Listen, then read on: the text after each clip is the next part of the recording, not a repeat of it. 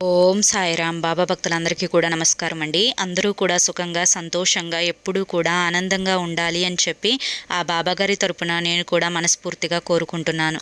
ఈరోజు బాబాగారు అందించే సందేశం ఏంటి అంటే కనుక, తల్లి, రేపే అక్టోబర్ 18 ధనత్రయోదశి. బంగారంతో సమానమైన 10 రూపాయల ఖర్చు ఉన్న ఈ 2 వస్తువులు ఇంటికి తెచ్చుకుంటే చాలు, కటిక పేదవాడు కూడా కోటేశ్వరుడవుతాడు అని చెప్పి ఏదో తెలియని సందేశంతో బాబాగారు మన ముందుకు వచ్చారండి. మరి ఆ సందేశం ఏంటో మీరు పూర్తిగా తెలుసుకోవాలి అనుకుంటే ఫుల్ వీడియో అనేది చూడాలి.